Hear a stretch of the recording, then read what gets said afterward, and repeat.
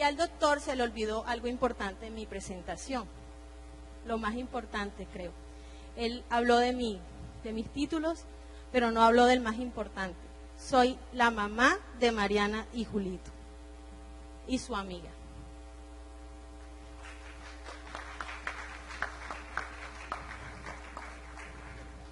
Entonces, vamos a hablar de un verdadero cambio.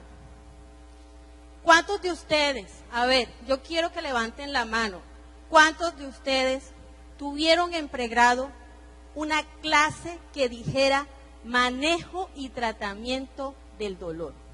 Una sola clase.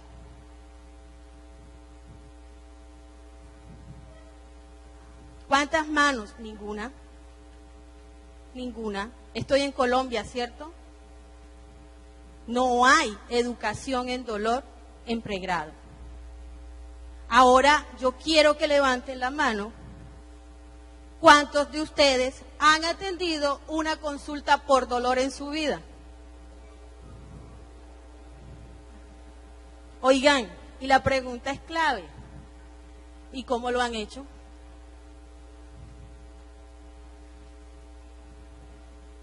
¿Cuál es su calificación, su autocalificación a ese tratamiento que han hecho? Yo aquí veo caras conocidas, no les voy a preguntar. Pero yo sé que lo han hecho eficientemente porque de sus corazones ha nacido el verdadero deseo de aliviar el dolor de ese ser que viene sufriendo al lado suyo. Pero la buena voluntad a veces no basta, ¿cierto que no? Tenemos que tener ¿qué?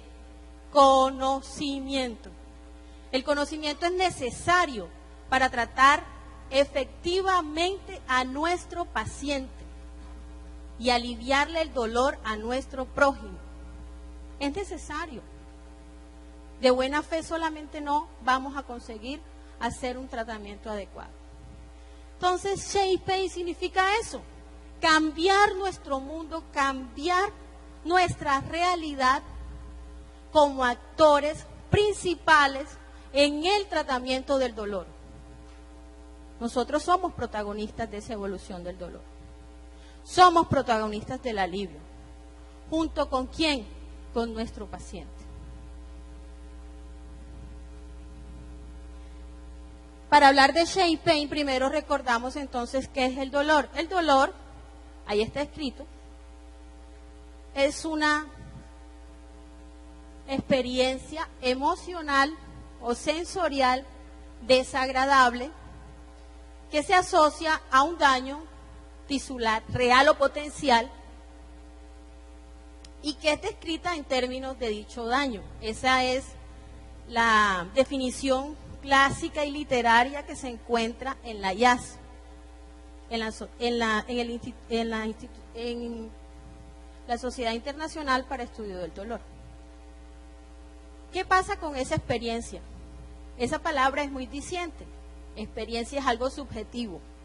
Yo hasta el momento no tengo un dolorómetro y creo que ninguno de ustedes tiene, ¿cierto? Nos toca creerle al paciente y muchas veces nos toca interpretar arbitrariamente el dolor del paciente.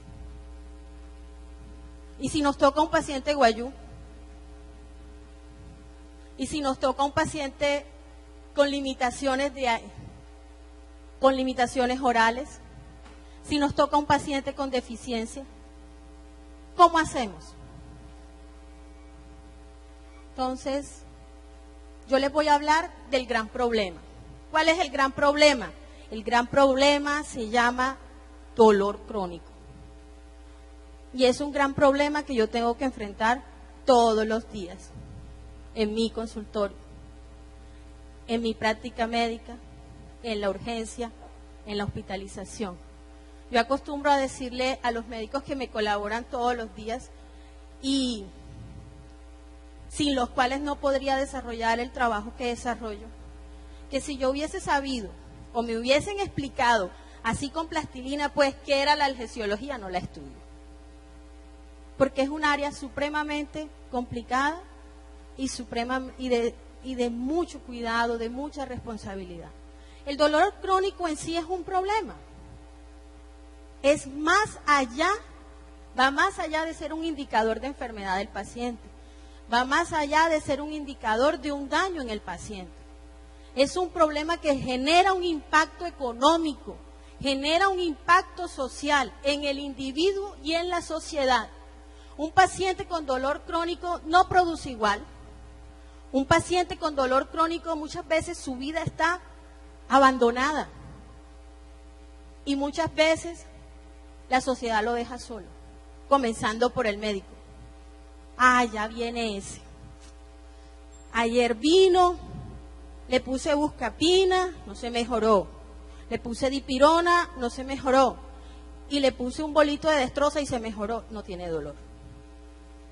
Somos demasiado a priori para concluir. Entonces, ¿cuál es la incidencia o prevalencia e impacto del dolor crónico? A nivel mundial, estas cifras son mundiales. ¿Y por qué no traje las colombianas? Porque no hay. Si no hemos estudiado dolor, si apenas nosotros comenzamos a hacer los primeros pininos en dolor, ¿de dónde vamos a sacar estadísticas? Estamos comenzando un cambio. Entonces estas estadísticas son mundiales. De 1 de cada 5 personas padece de dolor crónico y 1 de cada 3 personas no puede mantener un modo de vida independiente. Estas cifras son alarmantes y son mundiales, donde estamos hablando de Europa, de Norteamérica, ¿cierto? Y estas incidencias, estas estadísticas salen de datos incidentales de ellos. El dolor entonces es un problema significativo de salud pública a nivel ¿qué? Mundial. ¿Cuál es la prevalencia del dolor crónico en Latinoamérica? Entonces nosotros vemos Sao Paulo. Esto es a nivel del estado de Sao Paulo, es el estado más poblado de Brasil, no es el más extenso, sino el más poblado. Tiene un 28.7% de prevalencia de dolor crónico, frente a México como país, que tiene un 27% de dolor crónico, y Colombia un 34.6% de dolor crónico. A mí me parece que eso es un subregistro, porque realmente encuestas bien llevadas a nivel nacional todavía no hemos podido hacerlas. Entonces, realmente son muchos más los pacientes en Colombia que padecen de dolor crónico. ¿Cuál es la localización más frecuente de dolor crónico? Ojo, aquí, estos son datos epidemiológicos europeos, Francia, Alemania, y el dolor más frecuente es el dolor de espalda. Un 71% de los pacientes con dolor crónico aquejan dolor de espalda, seguido del dolor articular en un 57%, y aquí sí, miren, un 1% en dolor por cáncer. ¡Qué maravilla!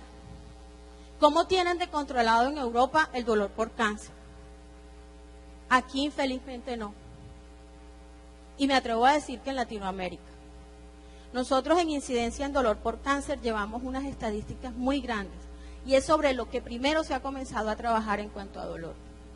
Y todavía tenemos pacientes hoy en día con monoterapia para dolor por cáncer, cuando ya hay centros de atención en dolor, cuando ya hay especialistas en dolor y cuando, gracias a Dios, ya hay médicos generales que tienen el conocimiento para hacer una atención primaria impecable en dolor. El dolor crónico, lógicamente, va a cursar con comorbilidades. ¿Cuáles comorbilidades? Bueno, miren, dificultades del sueño. Estos pacientes que están significados aquí en vino son los pacientes con dolor severo. Ellos alcanzan hasta un 60%, de ellos van a presentar dificultades del sueño en contraposición con un 26% de la población en general que no presenta dificultades de sueño. Miren cómo un dolor crónico puede conllevar a comorbilidad como dificultad del sueño. La ansiedad genera un 42% en pacientes con dolor crónico para un 20% en paciente que no tiene dolor crónico. Y los pacientes con dolor crónico presentan depresión en un 37% frente a un 13% de pacientes que no tienen dolor crónico. Por esto concluimos que la frecuencia de comorbilidades es de 2 a 3 veces mayor en pacientes con dolor crónico que en un paciente que no tiene dolor crónico. Entonces, ¿qué acontece con el dolor crónico? El dolor crónico tiene un impacto grande a nivel físico y a nivel psicológico. Es que el dolor crónico acaba la esfera social del paciente, interfiere en su profesión. Ya no puede ser aquel ingeniero que se subía, que dirigía, que motivaba a su grupo, ya no. Se ha vuelto un regañón, se volvió un tipo deprimido, se volvió un tipo de que si no toma 3 tramadol en la mañana no puede trabajar, ¿cierto? Su relación con amigos es casi inexistente, porque ya no puede jugar fútbol, y sus amigos eran los amigos de partido.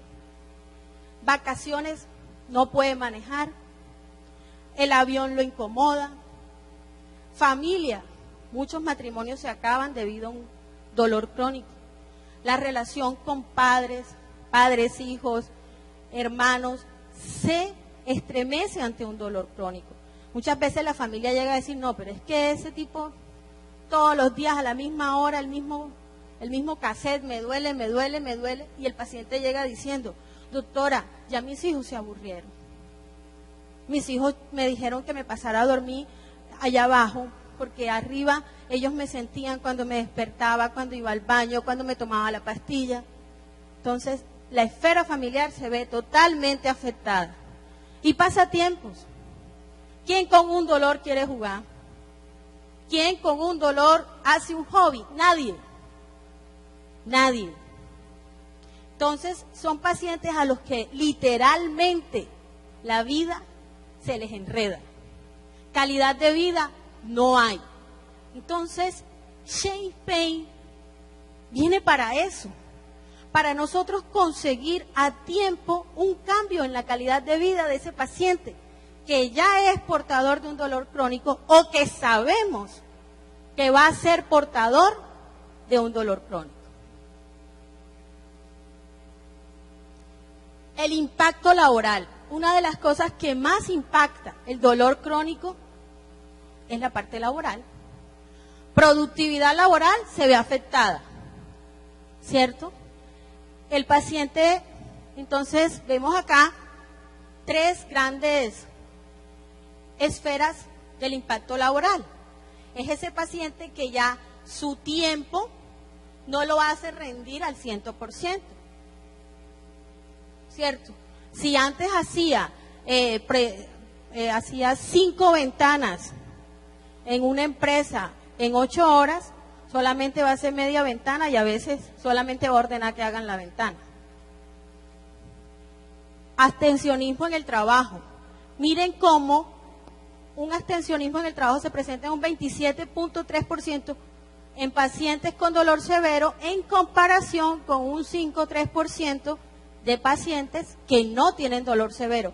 De ahí se concluye que el abstencionismo o el ausentismo en el trabajo es 5 veces más en un paciente en dolor crónico que en un paciente que no tenga dolor crónico. ¿Se imaginan el jefe de un paciente con dolor crónico? Pues yo tengo un paciente que cada vez que va al consultorio, el paciente desarrolla colon irritable, del susto, del miedo que le tiene al jefe. Doctora, es que él ya no me cree.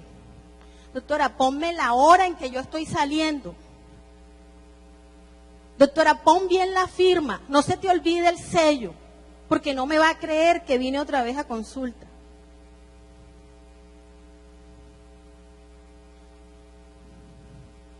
actividad que no tiene un alto rendimiento. El paciente no logra involucrarse en su actividad. Se involucra parcialmente.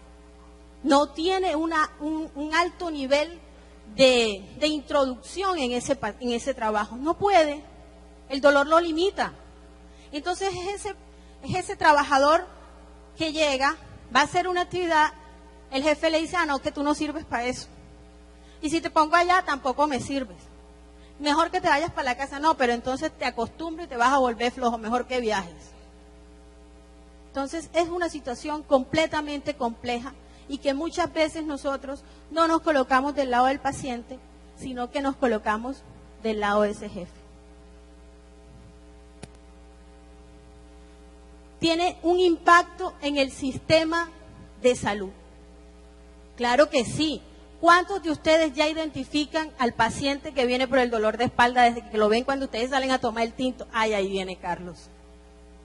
Ya viene que le duele la columna.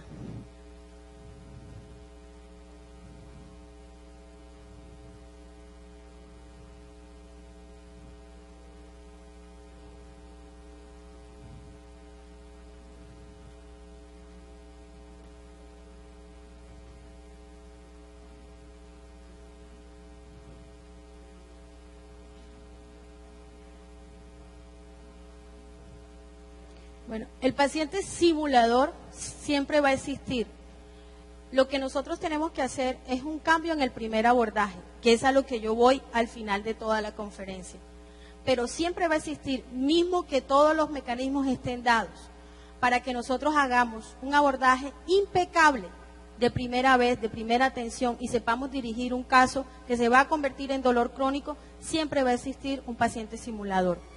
Pero yo todavía le apuesto a que no es la gran mayoría, que siempre hay pacientes que de verdad están experimentando dolor crónico y están experimentando la soledad en que los dejamos. Entonces, gracias doctor por su aporte. Entonces,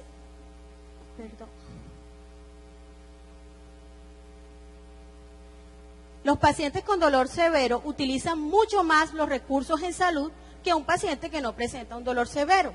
Se habla de que en 6 meses estas estadísticas muestran cómo los pacientes que tienen dolor severo presentan una tasa de consulta 11.8% frente a 4.4% de los pacientes que no tienen dolor severo y que son hospitalizados en una tasa de 0.59% frente a un paciente de 0.14% que no es portador de dolor severo. Entonces, es casi, la tasa de hospitalización es hasta 4 veces más que el promedio de pacientes que no tienen dolor severo. ¿Pasamos? ¿Qué pasa frente al dolor crónico? ¿Qué concluimos nosotros de esto? Que el manejo del dolor crónico es ineficiente. Miren, esta gráfica es muy ilustrativa. 3 años. 3 años, lean aquí. Tiempo promedio desde las primeras sensaciones de dolor hasta la primera consulta con el médico general. O sea, 3 años. ¿Y qué hizo ese paciente durante esos 3 años? Pues consultó con el de la farmacia, con el vecino, con el papá, con el cuñado, ¿cierto? Y todas esas personas le recomendaron ¿qué es lo que más utiliza la persona para el dolor? AINES, bajo todas sus formas, como si los AINES no tuvieran efectos secundarios, ¿cierto?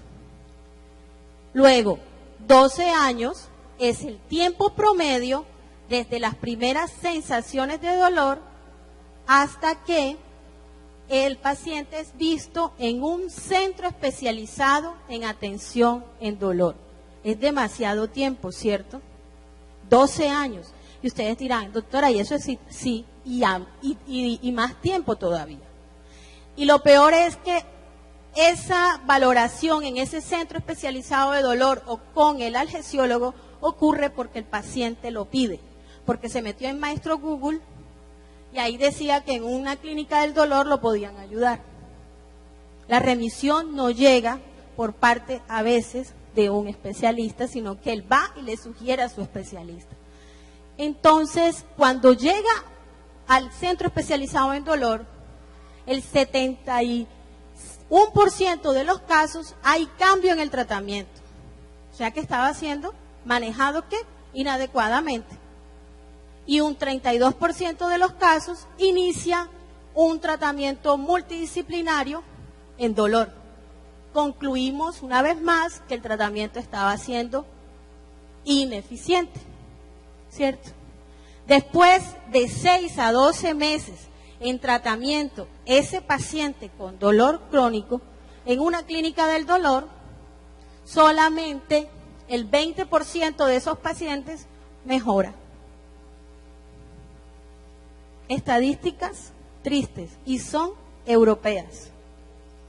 Imagínense las estadísticas de nosotros. ¿Cómo serán? Entonces el dolor crónico es uno de los tratamientos más inadecuados que aún existen. 31% de los pacientes refieren que su dolor es tan severo que ya no lo pueden soportar. Mucha gente ha llegado a mi consultorio y me ha dicho, doctora, cuando me aparece ese dolor, yo me quiero matar. Yo no quiero seguir viviendo. Mi esposa me dejó, no puedo caminar, todo me lo tienen que hacer, yo me quiero morir. Y yo, gracias a Dios, en 5 años de ejercicio, no he tenido todavía el primer caso de suicidio por dolor. Pero otros colegas en otras ciudades sí han tenido casos de suicidio por dolor. Entonces, es una realidad. 64% de los pacientes que toman medicamento de prescripción refieren que su dolor en ocasiones es inadecuadamente controlado. Entonces, mismo estando el paciente formulado fuertemente con medicaciones controladas, puede tener crisis álgicas. Y un 40% de los pacientes refieren que su dolor no está bien manejado. Son estadísticas europeas, porque todavía nosotros no estamos en la fase de producción de datos. Aquí les traigo la Declaración de Montreal, de la cual la IAS se apoya. Es una declaración, si podemos acá ver, donde dice que es un derecho fundamental, un derecho humano fundamental. Miren la trascendencia del manejo del dolor. Es un derecho humano fundamental el tener acceso al tratamiento del dolor, ¿cierto? Y aquí ven subrayadito, bueno, está difícil, pero ahí lo que dice es que el principal desconocimiento en las personas que trabajamos con salud es en el área de dolor. Lo dice la Declaración de Montreal, no lo dice una declaración en Colombia, o sea que es a nivel mundial. Y acá terminan en el artículo 3 diciendo que todo el paciente que tiene un dolor crónico tiene el derecho de acceder a un buen tratamiento y manejo del dolor por parte de un profesional bien entrenado en el manejo y tratamiento del dolor. Esto es cambio total, ya necesito agua.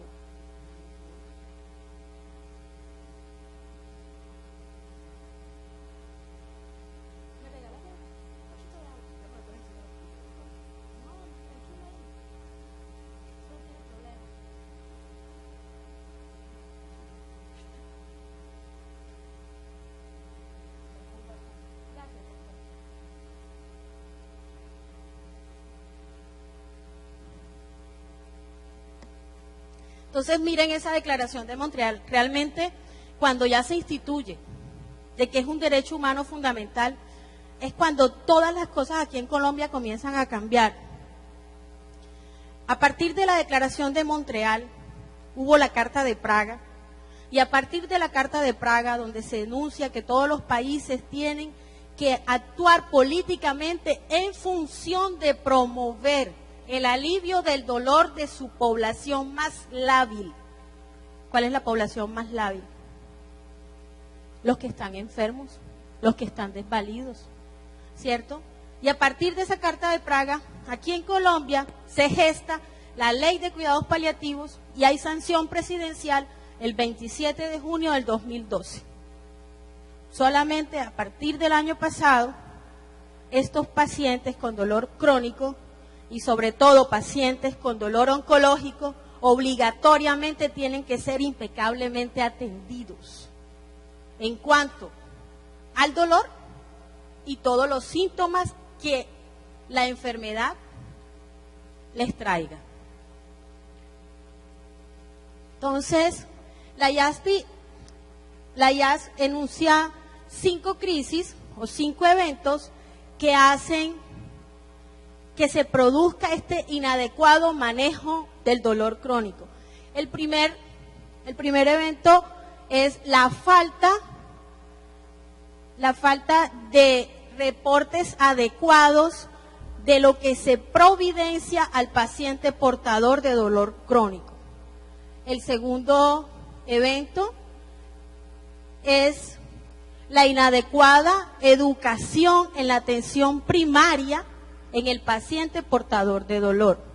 El tercero es el desconocimiento del valor que tiene el tratamiento con opioides en un paciente no oncológico. Miren, eso sucede en todos los países.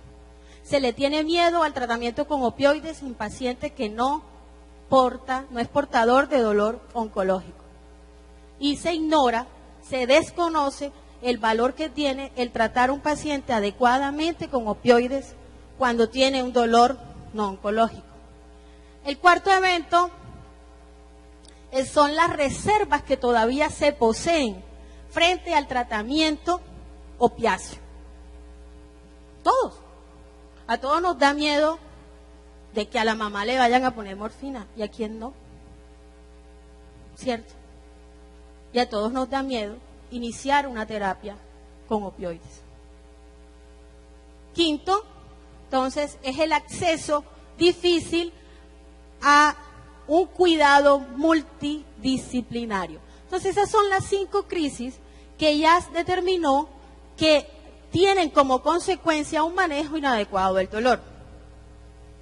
Y termina diciendo, ninguno debe recibir tratamiento médico de una persona que no está obteniendo el conocimiento sobre la parte aguda y sobre el dolor crónico, incluyendo el dolor por cáncer y el dolor no maligno, ¿cierto? Entonces, es cuando, a partir de todo eso, a nivel mundial todo el mundo se pellizca. Y entonces, ¿qué vamos a hacer? Ya sabemos todo esto, sacamos las estadísticas, la Sociedad Europea se reunió, salió la Carta de Praga, salió la Declaración de Montreal. ¿Qué vamos a hacer? Pues lo que vamos a hacer es un cambio en dolor. Change Pain. Change Pain es un programa internacional que Grunenthal promueve, que nace con el objetivo de crear una conciencia sobre el personal de salud, sobre aquellas necesidades médicas no cubiertas en ese paciente que está recibiendo un tratamiento por dolor crónico. Entonces, miremos acá, esta imagen es una pirámide. Vean que tiene 3 divisiones. La primera fase, investigar. Segunda fase, educar. Tercera fase, cambiar.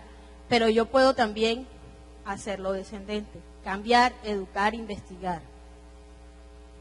¿Cierto? Dependiendo en qué parte estoy yo. Porque es que yo puedo estar acá arriba, pero me falta investigar y me falta educar. Y usted puede estar aquí, investigando, pero usted quiere educarse y usted va a cambiar. ¿Cierto? Entonces, todos somos seres cinéticos, ¿cierto? Quien piensa que todo lo aprendió,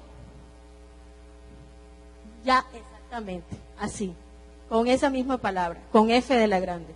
Entonces, todos somos seres cinéticos, todos los días hay que aprender.